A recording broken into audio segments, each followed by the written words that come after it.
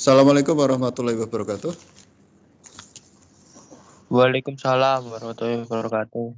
Selamat pagi, Pak Udi absen dulu dari Pagi. Nikola Dwi. Nikola, ada? Hadir Pak. Nikola ada. Terus Muhammad Saroni. Hadir Pak. Terus Ahmad Rio. Hadir. Aizal Ihtada.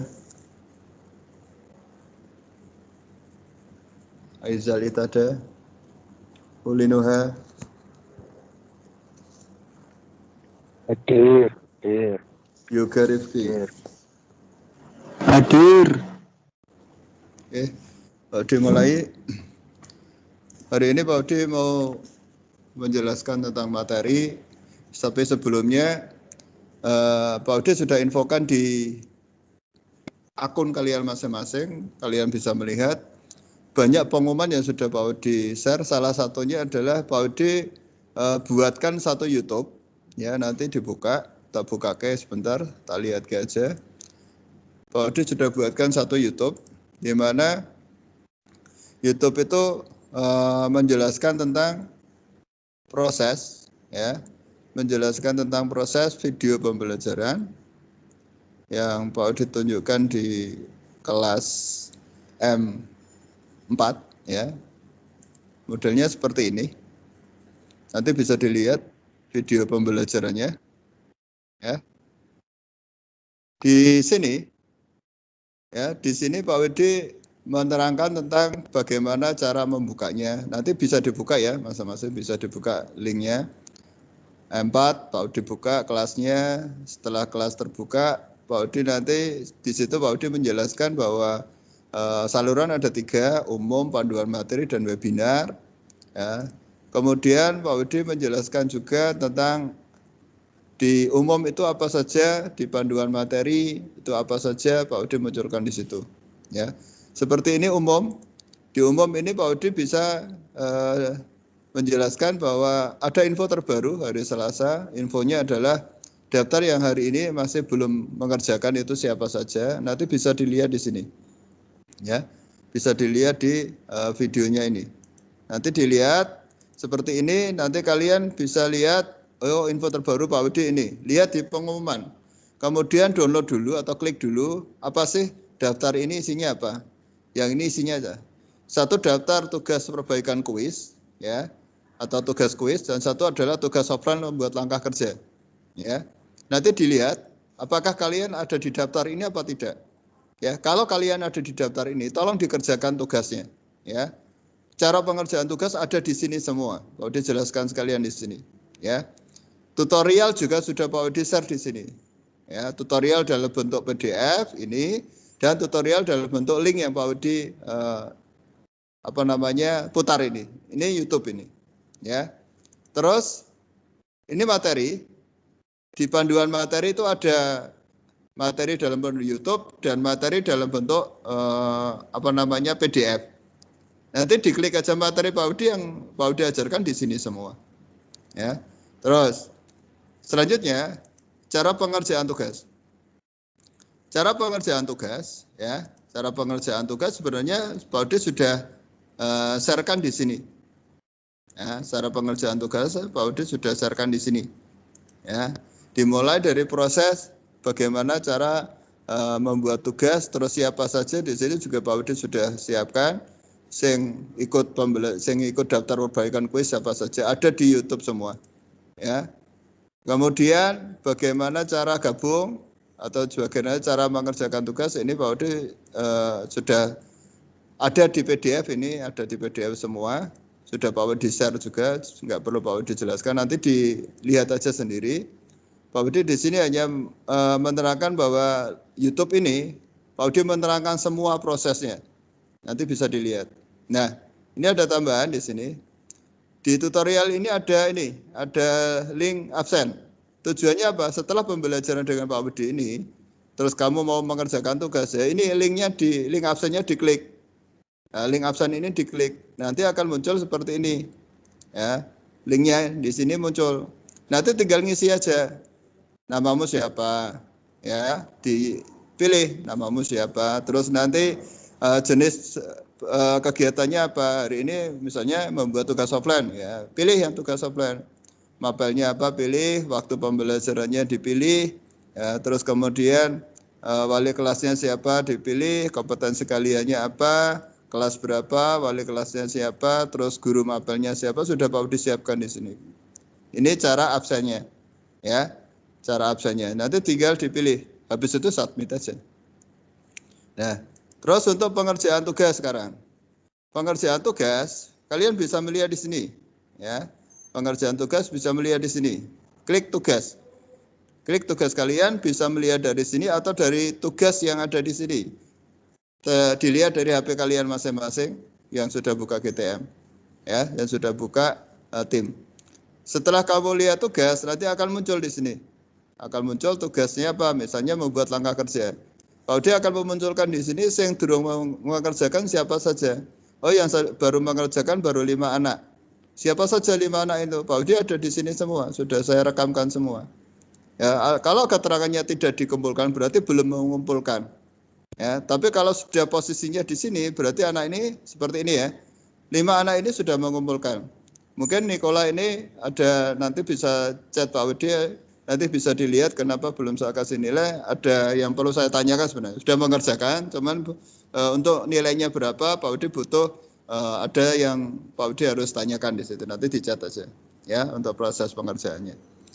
Ini 5 anak ini sudah mengerjakan di tugas membuat langkah kerja, tugas offline ya. Berarti yang sisanya belum, 23 ini belum, ya, belum mengerjakan. Ya, nanti tolong yang belum mengerjakan, ya diklik seperti ini, misalnya salah satu saya pilih, ya, Dwi Nikola misalnya, saya klik, nanti akan muncul proses pengerjaannya. Saya akan tahu, Nikola sudah mengerjakan apa belum dari sini, ya, dari proses ini. Lihat, nah, setelah saya klik, Muhammad Saroni misalnya, nanti akan muncul di sini. Oh, dia sudah mengerjakan, ya. Ini tugas Waudi, ini yang sudah kamu kumpulkan, bentuknya seperti ini. Ya, seperti ini sudah mengerjakan, ya sudah Pak Waudi langsung kasih nilai, saya kasih poin di sini. Ini proses pengerjaannya. Ya, jadi cukup mudah sebenarnya. Kalian tinggal di-download aja, tugasnya di-download terus langsung diisi aja di sini. Lebih mudah seperti itu. Ya. Kemudian Pak Waudi lanjutkan. Jadi kalau posisinya seperti ini berarti sudah mengerjakan, tapi kalau hanya dilihat saja Pak Udi belum ada nilainya di sini karena belum kamu kerjakan, apalagi belum dikumpulkan keterangannya di sini, tidak dikumpulkan berarti ya tidak mengumpulkan, belum. Kalau dilihat paling enggak anak ini sudah berusaha untuk melihat tapi mungkin bingung caranya ngerjakan ya. Padahal cara ngerjakannya mudah sekali, tinggal di download bootnya kemudian dikerjakan. Nanti berubah menjadi dikumpulkan. Kemudian Pak Udi kasih nilai, masuklah di sini. Seperti itu proses dalam Pak Udi membuat tugas kalian atau mengoreksi tugas kalian. Seperti itu prosesnya. Ya. Terus untuk yang apa namanya di sini cara pengerjaan tugas offline, kamu cukup buka tugasnya Pak Udi ini diklik, nanti akan muncul seperti ini, nanti ada pilihan mengerjakan tugas yang mana. Kalau perbaikan berarti bentuknya link, ya. Kalau bentuknya link di sini baru berapa anak ini? 18 anak, baru 1 anak yang mengerjakan. Nanti tolong dilihat, ya. Audit sudah atur di sini semua. Jadi yang sudah mengerjakan baru 1 anak yang tugas perbaikan ini. Nanti yang merasa datanya ada di sini, silakan dikerjakan. Cara ngerjakannya Pak, ya tinggal diklik aja formnya, klik terus nanti muncul seperti ini. Udah, setelah muncul formnya seperti ini, kerjakan aja seperti biasa. Ya, jadi tugas Pak Udi itu mudah, cuma nggak tahu kalian nggak mengerjakan, nggak tahu kenapa. Nanti tolong diinfokan, begitu gampangnya mengerjakan tugas ini. Jadi nanti selesaikan hari ini juga, bisa selesai kalau kalian niat selesai kok. 2 tugas ini akan selesai dengan mudah. Ya, ini gambaran tentang yang sudah Pak Wisi share untuk YouTube hari ini, ya. Terus untuk tugas hari ini atau untuk mapel materi tugas hari ini atau materi pembelajaran hari ini, Pak Udi akan sampaikan tentang constraint. Kemarin Pak Udi belum bahas tentang ini. Pak Udi akan jelaskan tentang constraint. Ya, Pak Udi akan jelaskan tentang constraint. Ya, ini tentang constraint. Kita mulai di sini. Ya, constraint, modify, navigation. Kita belajar constraint sama modify. Apa Pak constraint itu? Constraint adalah toolbar atau penggunaan pengeditan sketch yang digunakan untuk memudahkan kita pada saat kita menggambar. Misalnya, kadang-kala menggambar itu, kadang-kala gambarnya sembarang. Miringnya gak teratur. Tapi dengan fasilitas constraint, miring yang tidak beratur tadi atau garis yang menceng-menceng tadi bisa kita rapikan dengan begitu mudahnya. Nanti Pak Udi praktekkan satu-satu. Misalnya Pak Udi gaya miring sembarang. Dan miring ini tak ada kayak horizontal, jadi bisa. Atau miring ini tak jadikan tegak dengan benar-benar tegak lurus bisa. Karena Pak Udi gunakan fasilitas constraint tadi. Nah, untuk lebih detailnya, Pak Udi akan buka satu-satu tentang toolbar constraint dan bagaimana cara menggambar dan mengedit constraint tadi. Kita mulai yang pertama. Ya, toolbar constraint ada banyak sekali, tapi Pak Udi akan tunjukkan yang poin-poin pentingnya. Yang pertama, Pak Udi akan ajari yang tentang coincident constraint. Apa Pak fungsi dari coincident constraint? Fungsinya adalah untuk memindahkan atau menempelkan dua objek dengan menggabungkan kedua titik dari kedua objek tersebut. Artinya apa? Kalian bisa memindahkan apakah itu dalam bentuk garis, apakah itu dalam bentuk lengkungan, dengan begitu gampangnya pindahkan ke center ini. Dan tepat. Kalau kamu geret dan kamu tempelkan tidak akan sempurna. Ya, kamu harus bisa menempelkan objek ini tepat di tengah sini. Caranya Pak, perhatikan Pak Widi buka inventor. Pak Widi buka inventor, kita belajar constraint di sini. Pak Widi buka inventor. Tadi habis ngajari anak kelas M berapa? M3 ya berarti. M3. Jadi Pak Udi tutup aja. Ya, Pak Udi tutup. Save aja. Biar masuk di kelasnya. Ya. Kemudian Pak Udi buka home. Nah, kita mulai dari ini. Seperti biasa, sambil Pak Udi mengingatkan, langkah pertama pada saat kalian terbuka inventornya, jangan pilih new, tapi pilih project. Selalu Pak Udi ingatkan selalu. Kenapa? Kalau kalian langsung new dan langsung gambar, filemu bahaya karena filemu akan masuk di kelas lain. Karena yang kelas aktif adalah M3 misalnya. Kamu harus mengaktifkan dulu kelasmu. Misalnya kelasmu adalah tugas inventor 12 TP4 nama kalian. Apply dulu. Kemudian di done. Ya. Memastikan bahwa filemu sudah berada di sini yaitu di kelasmu. Oh, sudah. Inventor 12 TP4. Kalau sudah pilih new. Pak Budi pilih new, pilih metrik. Kemudian Pak Budi pilih standar milimeter IPT, kemudian Pak Budi pilih create. Pak Budi pilih create, ya. Terus setelah itu apa Pak langkahnya? Klik start 2D sketch. Di pojok kiri atas pilih start 2D sketch. Ya. Kemudian pilih salah satu pandangan di sini. Kalau kamu sorot yang ini, pandangan atas, kamu berada di XZ plane atau pandangan atas. XZ plane.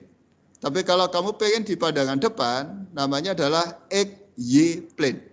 Tapi kalau kamu pengen berada di pandangan samping, namanya adalah YZ plane. Ya, Pak, kita pilih yang mana? Bebas. Pak Udi ajari yang pandangan depan aja dulu yaitu XY plane. Pak Udi klik XY plane. Nah, yang kita pelajari adalah ini, constraint namanya. Ya, kalau kemarin Pak Udi sudah ajari line, circle, busur atau arch, rectangle, slot, ya, polygon sudah Pak Udi ajari. Pak Udi ajari yang ini, constraint, modifikasi constraint. Ya, kita belajar yang ini dulu. Coincident constraint, yaitu menyatukan titik yang berbeda menjadi satu titik, satu center. Ya, caranya Pak. Misalnya Pak Udi buat lingkaran di sini. Buat lingkaran, ukurannya sembarang. Kemudian Pak Udi buat line, S polyline. Saya ambil seperti ini.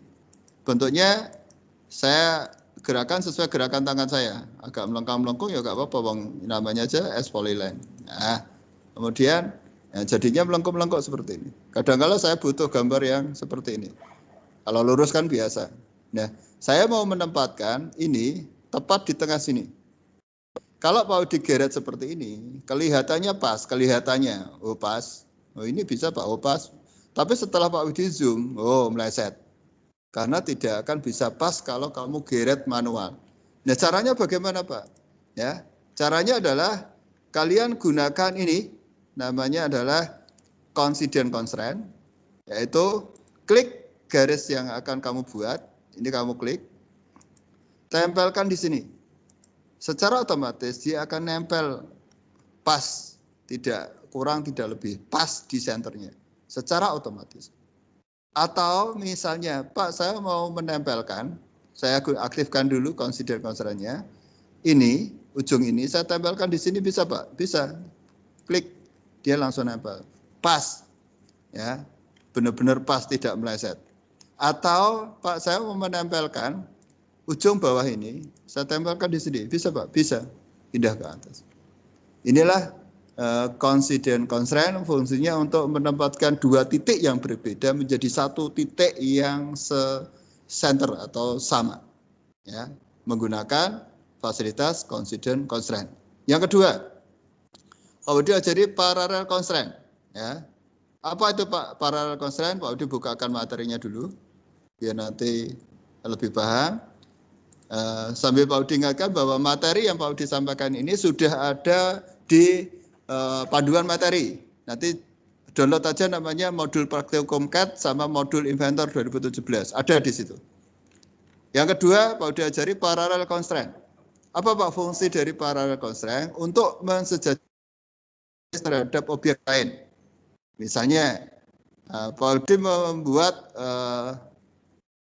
bentuk objek yang seperti ini. Ini vertikal, horizontal, vertikal. Sisanya saya lurus, miringkan. Tapi miringnya sembarang. Terus ini ada garis yang miring sembarang juga, tapi satu garis. Nah, Pak Udi minta garis ini harus sejajar dengan ini. Kalau kamu tidak menggunakan parallel constraint, yang terjadi adalah kamu mesti geret-geret, tidak akan sejajar dia. Tapi dengan fasilitas parallel constraint, ini kamu klik langsung bisa sejajar seperti ini. Jadi ini gambar awalnya, kamu klik menggunakan constraint, dia akan sejajar dan benar-benar sejajar. Kita buktikan menggunakan parallel constraint, kita buka inventornya dulu. Lihat Pak Udi. Saya buka inventornya.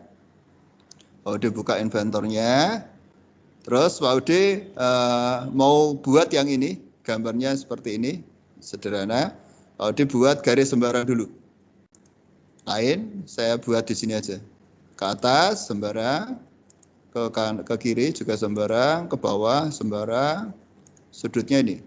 Ini juga sembarang. Pak Udi Anda ngajari caranya.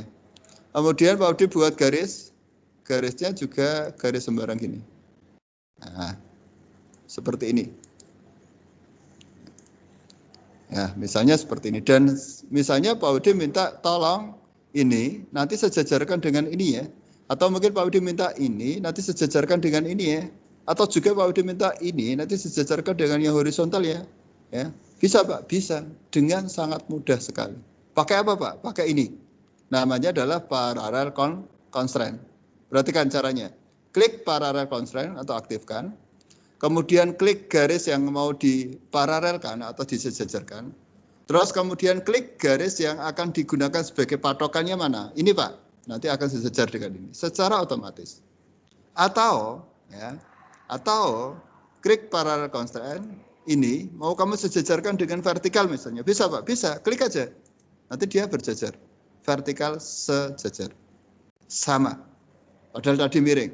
Atau kamu bisa menggunakan paralel lagi, ini sejajar horizontal. Perhatikan, ini horizontal. Inilah yang mau disebut sebagai parallel constraint, fungsinya untuk membuat garis yang berbeda menjadi sejajar dan sama, persis, benar-benar sejajar. Baik itu sejajar secara miring, atau sejajar secara vertikal, atau sejajar secara horizontal.